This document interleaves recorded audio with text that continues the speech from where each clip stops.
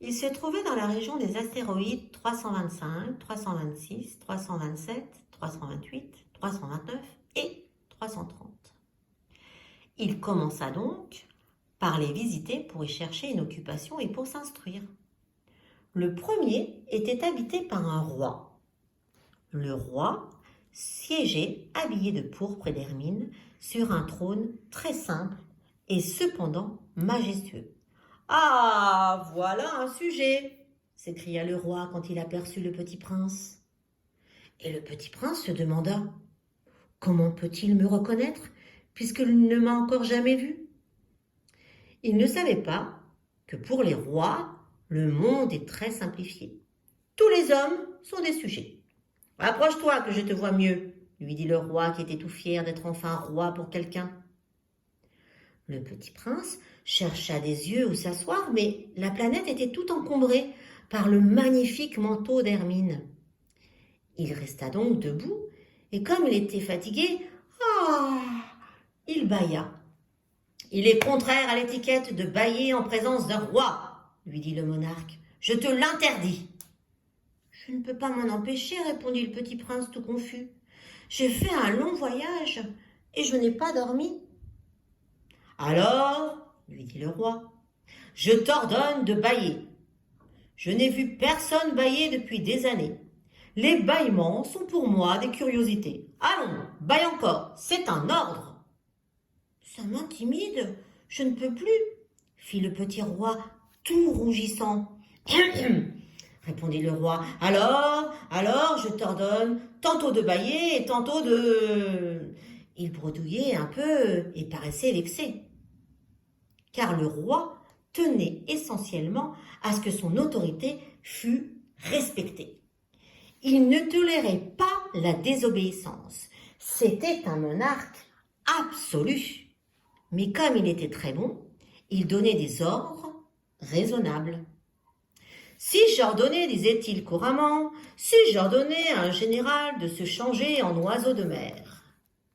Et si le général n'obéissait pas, ce ne serait pas la faute du général, ce serait ma faute. »« Puis-je m'asseoir » s'enquit timidement le petit prince. « Je t'ordonne de t'asseoir, » lui répondit le roi, qui ramena majestueusement un pan de son manteau d'hermine. Mais le petit prince s'étonnait. La planète était minuscule. Sur quoi le roi pouvait-il bien régner ?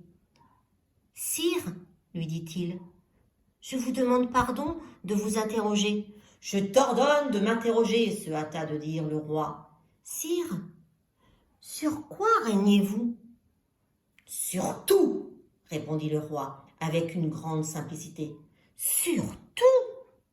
Le roi, d'un geste discret, désigna sa planète, les autres planètes et les étoiles. « Sur tout ça, » dit le petit prince. « Sur tout ça, » répondit le roi. Car non seulement c'était un monarque absolu, mais c'était un monarque universel. « Et les étoiles vous obéissent ?»« Bien sûr, » lui dit le roi, « elles obéissent aussitôt. Je ne tolère pas l'indiscipline. » Un tel pouvoir émerveilla le petit prince. S'il l'avait détenu lui-même, il aurait pu assister non pas à 44, mais à 72, ou même à 100, ou même à 200 couchers de soleil dans la même journée, sans avoir jamais attiré sa chaise.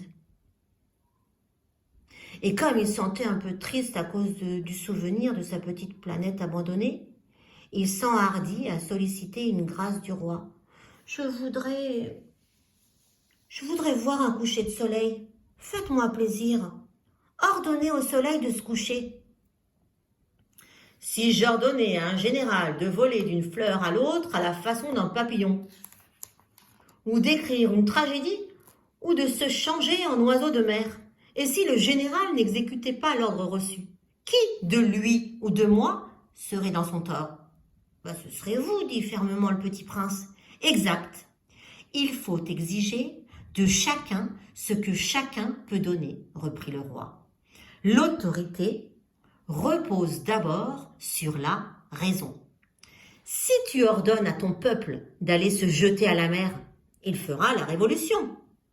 J'ai le droit d'exiger l'obéissance parce que mes ordres sont raisonnables.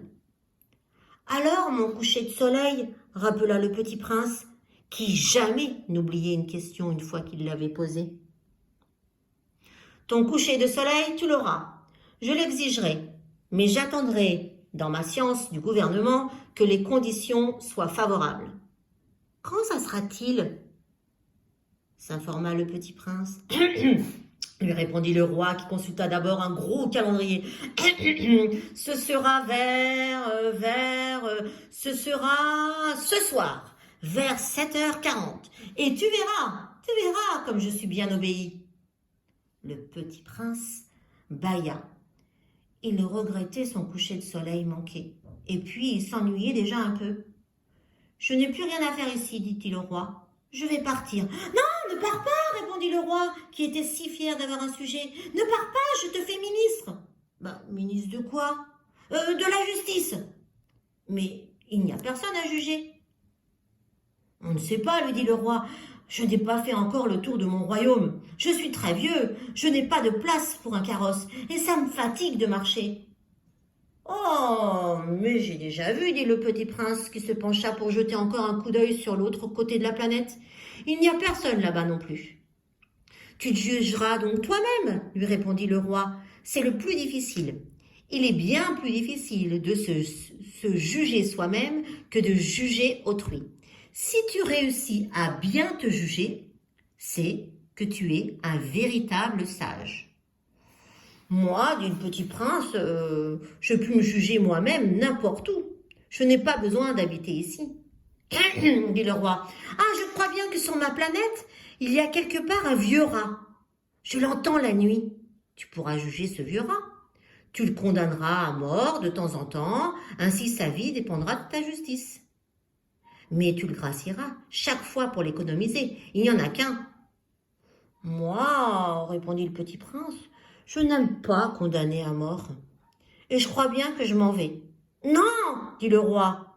Mais le petit prince, ayant achevé ses préparatifs, ne voulut point peiner le vieux monarque. Si votre majesté désirait être obéie ponctuellement, elle pourrait me donner un ordre raisonnable. Elle pourrait m'ordonner, par exemple, de partir avant 1 minute. Il me semble que les conditions sont favorables. Le roi n'ayant rien répondu, le petit prince hésita d'abord, puis avec un soupir, prit le départ. « Je te fais mon ambassadeur !» se hâta alors de crier le roi. Il avait un grand air d'autorité. Les grandes personnes sont bien étranges, se dit le petit prince en lui-même durant son voyage. À suivre.